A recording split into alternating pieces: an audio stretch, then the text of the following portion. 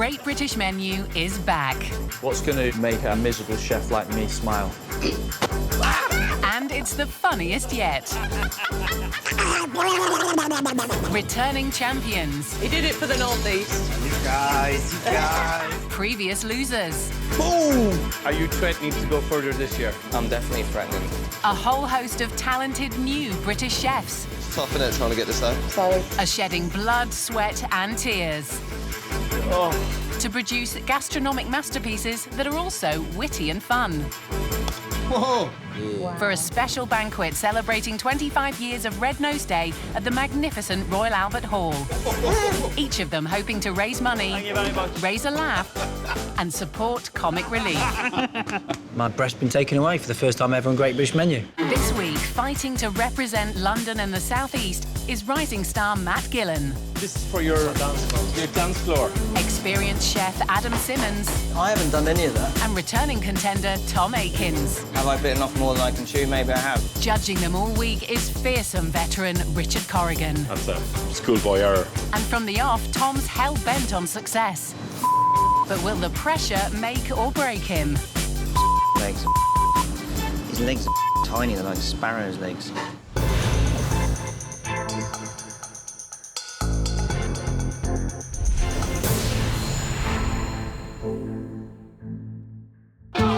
This year's challenge is inspired by Comic Relief's Red Nose Day appeal. The charity uses comedy and laughter to change the lives of millions both in Africa and the UK. And has raised over £800 million through the power of entertainment. Chefs have been set the task of creating witty, playful dishes, a dazzling feast that'll put a smile on everyone's faces, and have travelled all over the country to meet the people who rely on Comic Relief support. I do feel like I've turned a corner a while ago. And together with some of Britain's best-known entertainers, We've got some lovely pies here. Lovely pies. have done the unimaginable How did I get roped into this? and the unthinkable to raise some much-needed cash. It's for a great cause. I'm really proud, actually, to be doing this. Judging the chefs this week is three-time Great British Menu champion and seasoned veteran, Richard Corrigan. Good morning, chefs. Good morning. Richard. Welcome to the Great British Menu. Good morning. Thank you very much. Good morning, Richard. Mr. Aiken, seasoned professional, and two newbies. Indeed. boys. Yeah. Come prepared this year, Tom. Absolutely, absolutely.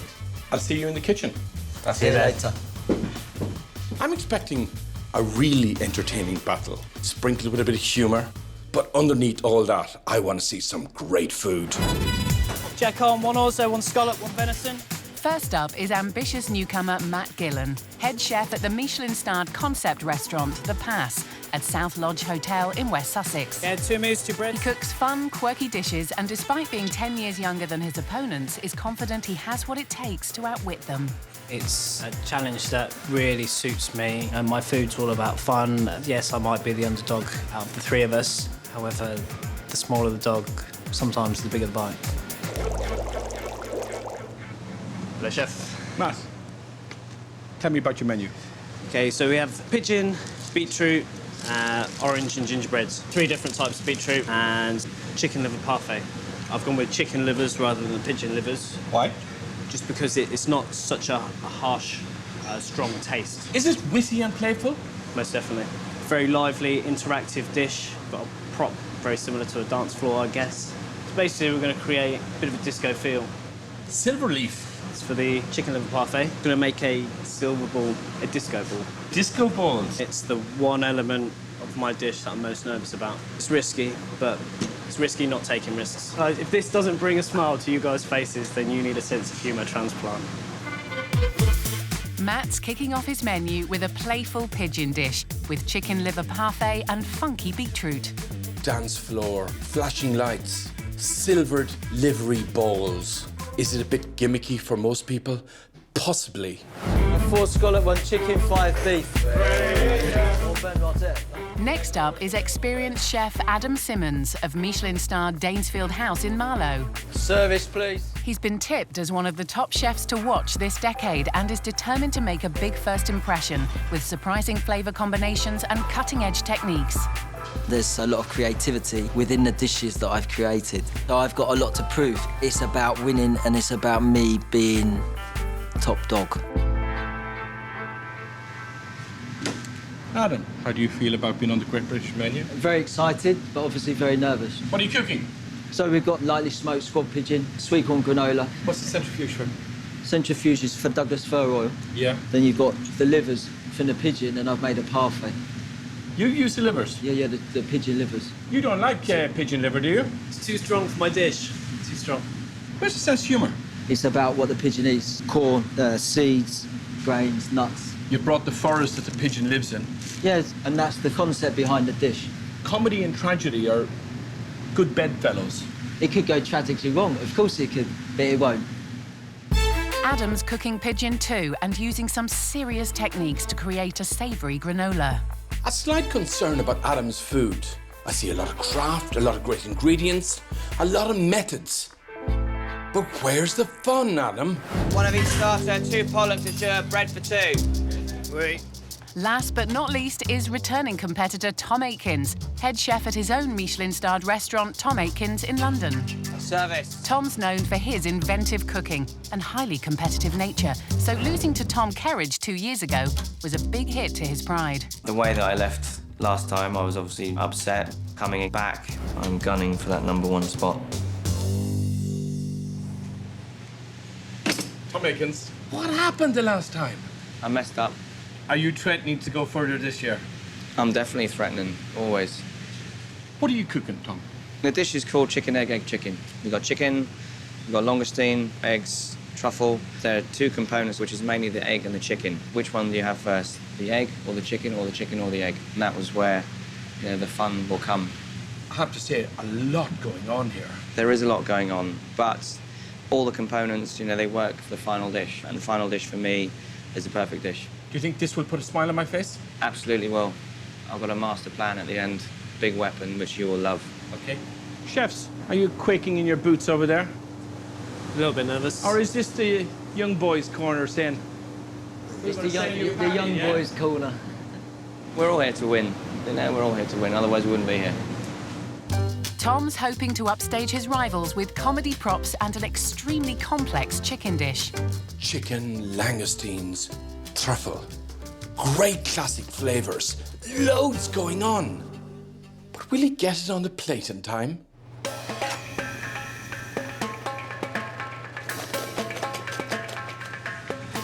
How do you both feel about this year's theme, comic relief? Yeah, it's definitely a challenge. It's very different to the previous briefs that I've seen. The whole emphasis on it being fun and witty. They obviously think that we chefs are always too serious all the time. So I think it's quite good.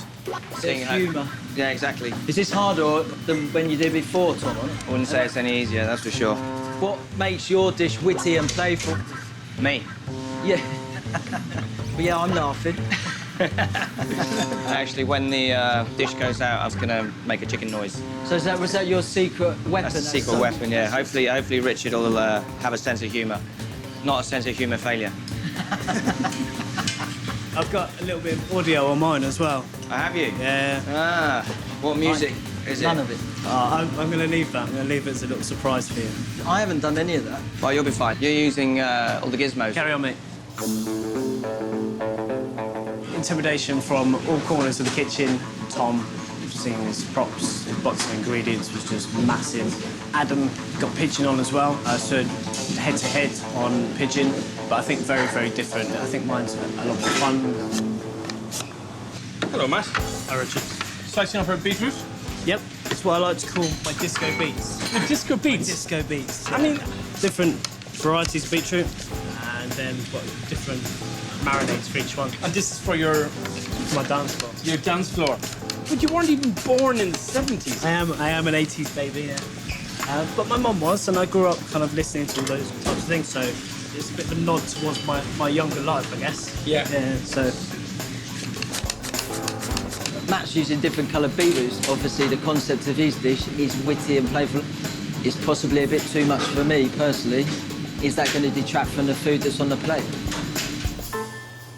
I believe in my dish. I'm really happy with it, and, you know, proof is in tasting, I guess. Matt Gillen cooks conceptual dishes at his award-winning restaurant on a daily basis. If you get that anywhere else, in any other restaurant, I'd be surprised. Service! We take influences from all over the world and then we pull it all together and focus on textures, flavours, different temperatures, crazy kind of ingredient combinations, and just make it our own, really. To find inspiration for his starter and meet the competition's comic relief brief, Matt's looked closer to home, where he lives with his girlfriend Kara and her kids Louie and Lucy. Every week we have our bonding time, which is our disco nights. And during a disco night one week, it just hit me. It's like, right, I have to do this little dish of funky pigeon with disco beats. And who better to try his funky starter on than his fellow disco maniacs? If you like it, Louis, the judge is going to love it. I think Matt's dishes are perfect for comic relief this year because they require quirky dishes, just like Matt. He is so quirky. To get a dish at the banquet first time would be epic.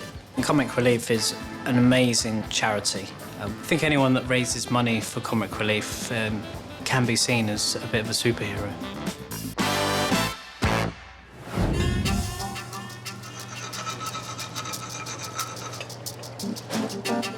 Matt's preparing his pigeon breast, an ingredient he shares with Adam, who's cold smoking his in a specially adapted indoor barbecue and serving it with freeze-dried sweet corn and Douglas fir granola. But it's Adam's other gadget, the centrifuge, that's got everyone's attention. So what the hell's going on here? So here you've got the Douglas fir oil.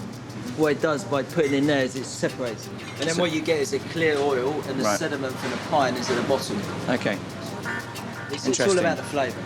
And what do you do with the juice? The juice I'll give it to you to drink. Okay. Put hairs on my chest. However, Adam soon runs into a problem. What's happening with your centrifuge? It's not on a stable surface, so I've got to move it. So an unstable centrifuge Yeah, with an unstable chef right here. and an unstable chef. You need a bit of help? Yeah, if you wouldn't mind. Modern bits of kit, huh? OK. Thank you. But Adam has more than one trick up his sleeve. What's all this? So this is a freeze-dried sweet corn. So we freeze-dry it and then powder it. It goes very well with this. This is the granola. So you've got your nuts, seeds, of course. And then the Douglas fir oil in, and then malto sec gives it a different texture.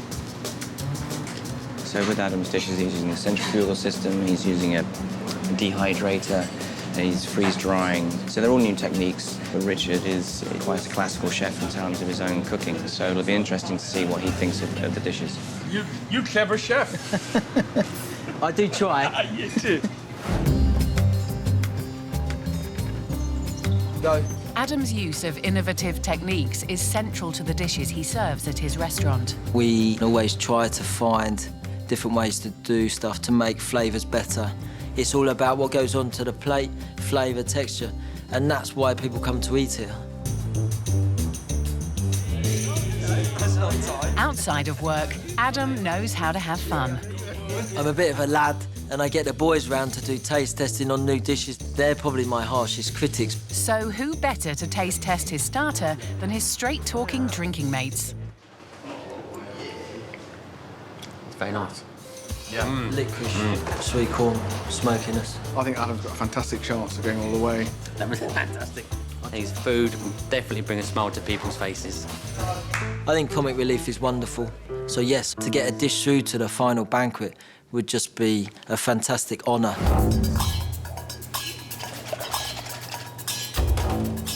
Adam's still having problems with his centrifuge, despite placing it on the floor. It's so unstable, it's unbelievable. Even though it's on the floor, which I thought would be a stable ground, obviously there's loads of people walking around, so at the moment it's just unbalanced. I can still use the oil, but it just won't be as clear as I want it to be. Adam's centrifuge is on the floor. Could cause him issues, who knows? Let's hope so, eh? When things, don't go according to plan, you then get the jitters and a little bit more nerves. But returning contender Tom's got problems of his own. He's giving it everything he's got this year, determined to put the ghosts of the past behind him. His chicken and egg starter has 3 times the ingredients of his competitors. Hi, Tom. Hello, sir. What have you? It's the longestine custard, and these are egg yolks that have been cooked in the water bath. Chicken is in the water bath. I've put some sliced truffles under the breast. You still have a lot to do. Have you given yourself too much? Have I bitten off more than I can chew? Maybe I have, but I love pushing it. I always push it to the limit. I think if I get this one right, I'm going to be hopefully ahead. You're feeling good about this dish, Tom? Yeah, I am. If I get it all up together, then happy days, really. If I don't, then egg on my face. Tom Aikins is one of London's most inventive and imaginative chefs.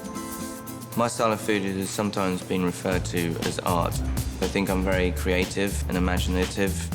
My weaknesses, I would say, are very small. I can't think of any. Tom's reputation goes beyond just his food. Everyone goes through cycles in their lives where, you know, they may step over or under the line, and I've definitely done several of those. And I've been called all sorts of names, and, you know, bad chef is definitely one of them up there. But since becoming a dad, there's a softer side to him. Having a little one really sort of makes life complete. If you have a bad day at work and you come home to them and they're sort of laughing and smiling, and it makes all those things go away very quickly.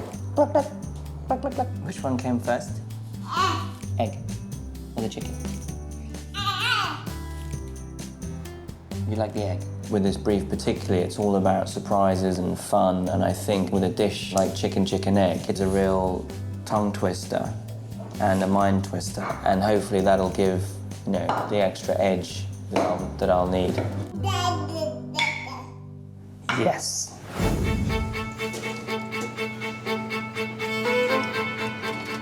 It's getting close to plating up time, and Tom still has a lot to do. Legs. His legs tiny, they're like sparrow's legs. First to plate up is Matt, and he's left the most intricate part of his pigeon and disco beat starter until last. Matt, Richard, you've caught me at What are you doing? Come on. critical time. Chicken liver parfait. We're about to turn it to disco balls. Bit of silver leaf. How tricky is this? Really tricky. Any type of wind, anything other than this paper it touches, it just sticks to. Wow. Do you know you are running out of time? You know that? Yeah. Okay, listen, best of luck. Thank you. With his disco balls finished, Matt starts his plate with his marinated slices of beetroot. Then adds dots of orange gel. Next, he scatters the plate with gingerbread croutons and adds his disco ball chicken liver parfait. He puts his pigeon breast next to his spiced pigeon legs, and to bring the dish back to the 70s, places it on top of a box with disco lights, complete with built-in music.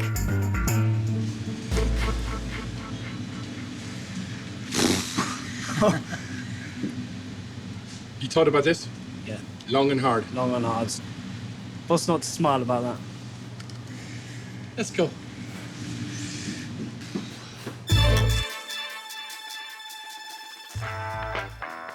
Oh, I love that 70s sound. Very good, no? It is. It's definitely making us laugh. Absolutely. It's fun, interactive. I can just see it kickstarting Comic Relief Banquet. I think it looks amazing. Is it too gimmicky for you? I personally think so, yes. This is the pigeon breast. Pigeon breast, So 2 breasts put together. 2 breasts. What a lot of meat that is, you know, nicely cooked. Yeah, it's lovely. Are you happy with the consistency of the parfait? It's a little bit soft, but taste-wise, flavour-wise, I think it works really well with the leg. Is it parfait, is it? Yeah. For me, it's lacking slightly In what way? in depth of flavour. I think the beetroot needs a bit of seasoning. Maybe a tiny bit more. Has that pickling worked? Yeah. Could it have stayed in that little marinade even a little bit more? Had there been a bit more time, then yeah, probably. I think the beetroot is slightly pickled, isn't it? Do you think it's slightly hard or Raw? a bit too raw? A little bit. A little bit. Do you think you've done enough here? I'm happy. I'm very, very happy with it. Are you intimidated at all with this dish? No, I don't think so, no. You know. You're cocksure, obviously. No, not cocksure, just confident. Well, the intensity just builds, and I thought once I'd served that, it'd be fine. I'm happy with the dish. Richard, I don't know, you just can't read him. Next up is Adam with his intricate pigeon dish. He starts plating up with sweet corn puree and dots of licorice gel. Then scatters the plate with hot smoked corn before adding his Douglas fir oil and sweet corn granola. He continues by adding his smoked pigeon breasts and cubes of freeze-dried pigeon liver parfait before topping the plate off with pigeon sauce. Adam, Yes. happy? Yes. Pigeon with its own lunch and dinners. Yeah. Packed full of flavour. I think so. Why don't you bring it to the testing room? Okay. Things very different to mine. Absolutely is. A forest, a tree, and food pigeon woodies. Is that your sense of humour? That's my sense of humour. Is it fun? If you know the story behind it, yes, it's a Yeah. little bit cheeky, it's a little bit witty, but it needs to be explained, I guess. Not too much meat there? No, I think it needs to be a portion. Yeah, the pigeon's obviously nicely cooked.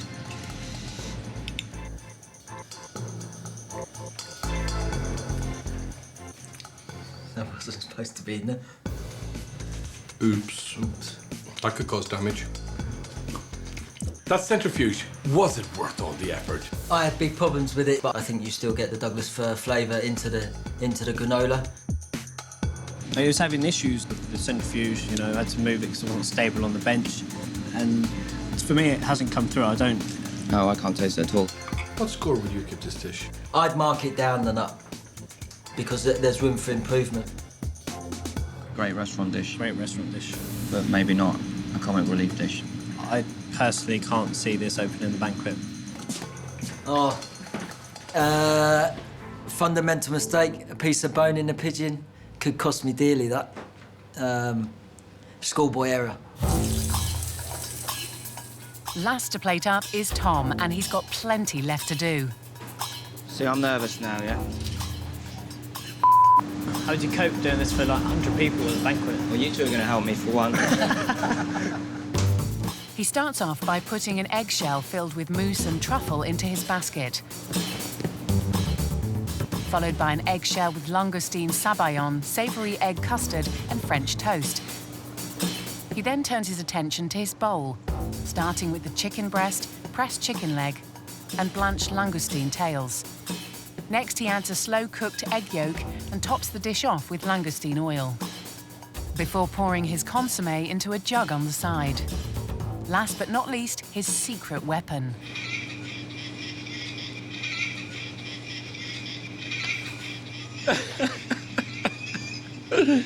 Oh, Tom.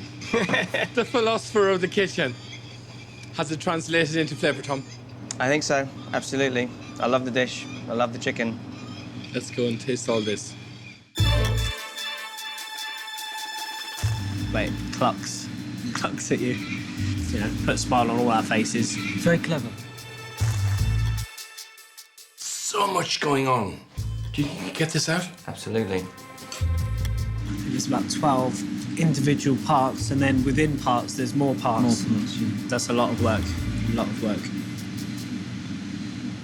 Tom, do you think there's too much going on? Of course I'm going to say no, but in this consommé, you've only got breast, leg, and egg yolk. It is really a simple dish. For me, there's possibly one or two elements too many.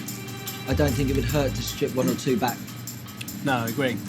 The consommé. Do you think you could have packed a little bit more flavour in there? No. Or I think the consommé is very light. It's very nice, but it's very light.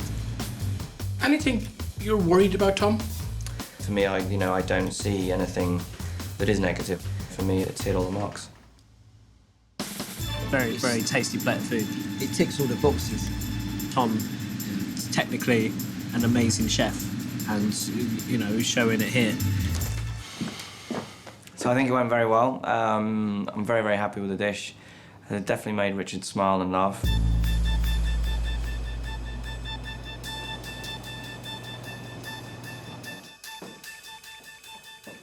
pretty nerve-wracking at the moment. I just want to get a good start. Just settle me for the week. I probably won't do as well as I would have hoped, just because of that error that I made. I've been in the Great British Menu Kitchen before, and I know how important it is to get those points first, and hopefully I have done.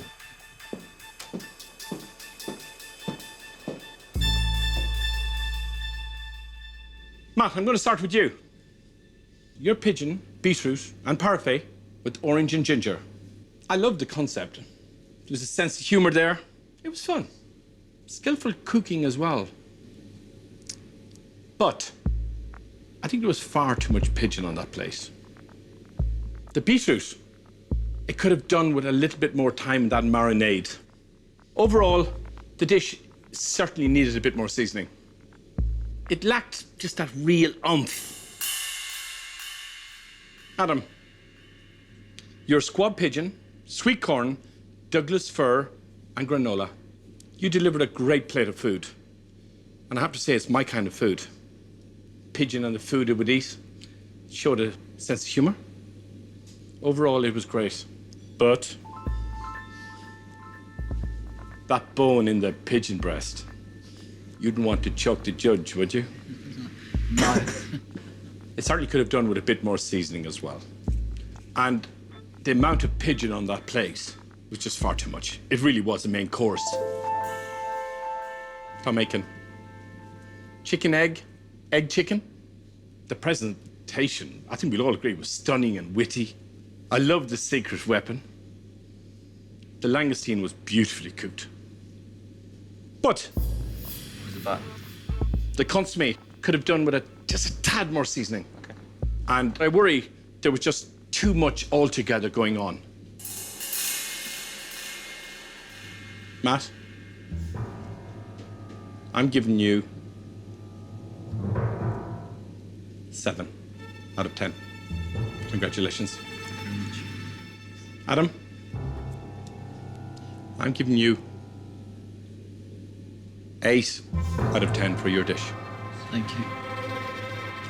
Tom Aiken, I'm giving you 9 out of 10 for your dish. Thank you. A real masterclass, I have to say. Thank you. Well done. I'm really looking forward to tasting your fish courses. Best of luck. Thank you. Thank you. To get 8 with the problems that I had is fantastic. Third place, so it's a bit of a struggle. But there's only 2 points between myself and Tom. Fantastic. It's a good start, and that's what I wanted, you know, to sort of get ahead of the other two. Tomorrow, the competition continues with the fish course. And it's the battle of the scallops between Tom and Matt. Matt, what are you doing with your scallops there? I'm cooking mine, Tom. I understand you're not cooking yours. No. But has our youngest contender, Matt, bitten off more than he can chew? It doesn't smell so good, does it?